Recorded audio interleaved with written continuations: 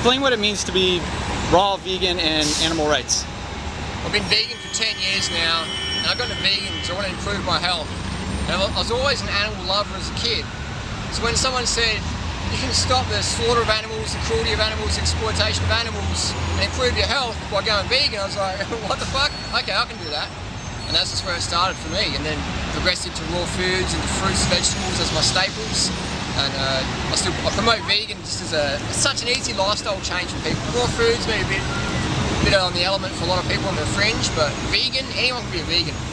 I walk into Whole Foods, it's like you got like 20 different types of tofus or tempehs or soy dogs or tofurkeys. It's incredible. In the US, you know, the support people get for a vegan lifestyle here is support comes from Walmart, Whole Foods, Trader Joe's, local restaurants, are all catering for vegans these days. So for me, vegan means health, it means for the animals, it means for the planet, it means for you, for your soul, your spirit, whatever your beliefs are. It just makes all the sense in the world because there's no nutrients that we need from animals that we can't get from plants. Even vitamin B12 is produced in the human body. So it's an interesting one. So would you say that veganism came to you first through a health diet? Yeah, definitely. Healthy diet? Because I was always, as a kid, I was like, I used to go fishing and I'd always feel guilty in my heart for killing the fish, or, you know, I'd often just chuck them back. I thought, and the poor fish is dying, you know, but then I thought, well, you have to eat, you know, it's just a cycle of life. You have to kill things. You kill plants, you kill animals. And then I worked out, hang on, killing a plant's not the same as killing an animal. Because when I step on a carrot, I don't have the same emotion as if you step on a dog or a chipmunk or a squirrel or a chicken. So when I learned about the whole vegan thing, the vegetarian thing, it sort of made so much sense to me from my heart. So I always felt I wanted to be kind to animals, and you can't kill something to be kind to it. Yeah. So you travel the world very thrifty. How do you explain to people that being a traveler and having a vegan diet is very simple? Oh, I mean, being a vegan is just easy. And even being into raw food, fruit. I mean, fruit I can get anywhere. But even just being vegan, you can get rice anywhere from any Chinese takeout. You can get some soy sauce and I used to eat liver and rice and soy sauce. That was my meal, and then some fruit.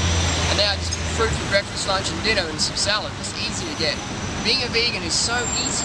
It's so easy. It's like riding a bike. Once you learn how to do it, it's a no-brainer. And you reduce your chance of getting sick from food poisoning or, you know, a lot of these things. And you reduce your global impact. You support better foods, better practices in the area that you're spending time in. So it's this whole thing about ecotourism, and that's great, but unless you're being a vegan, you know, your footprint's way too big.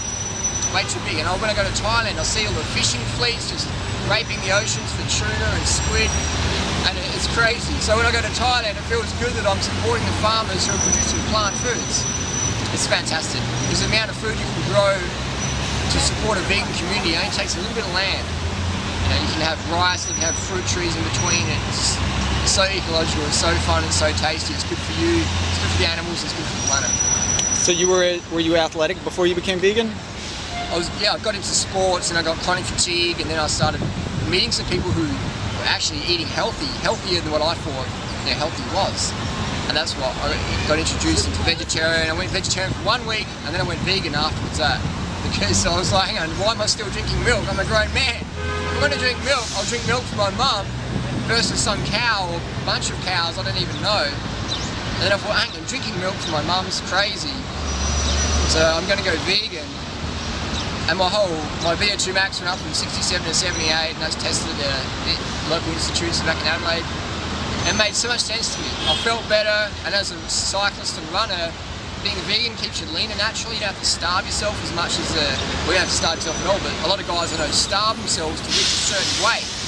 And then you go a bit crazy when you starve yourself. So on this high carb, low fat vegan lifestyle, man, it's just lean every day of the year. So for athletics, it works so good. And my chronic fatigue disappeared. I had anemia, that disappeared. I had Crohn's disease, that disappeared. My asthma disappeared. My skin cleared up. So just, yeah, that's why I'm so evangelical. Because I went from chronic fatigue to chronic ultra athlete just by going vegan and learning more about health. So what do you say to people who think it's difficult to go vegan? How should they transition? I think you just got to follow your heart. And anything important in life, you just got to follow your heart and just dive right in. And being a vegan, once you do it for a month or something, you go, wow, this is easy. The first month's the hardest. You read a few labels, you learn a few things, and it's so easy. It's just, you know, instead of eating this, you just eat that. You're still eating. You're not not eating. You're still eating. You're eating all your favourite foods, just vegan versions of, you know. Instead of putting chicken in your rice, you put tofu in your rice, or beans in your rice, or veggies in your rice. Instead of having ice cream, you have soy ice cream, or you have fruit. Things like that. It's very, very easy. It's especially in 2011. I mean, whatever country I'm in, it's just incredibly easy. It's cheap, it's easy, and it's so sustainable, and it's tasty. Above all, it's tasty. The best burgers I've ever had have been vegan tofu burgers. It's incredible. Incredible. Any last words? Follow your heart, increase the peace, go vegan. You know, get enough calories, high carb, low fat. That's where it's at. And just, you know, take advice from people getting results you desire.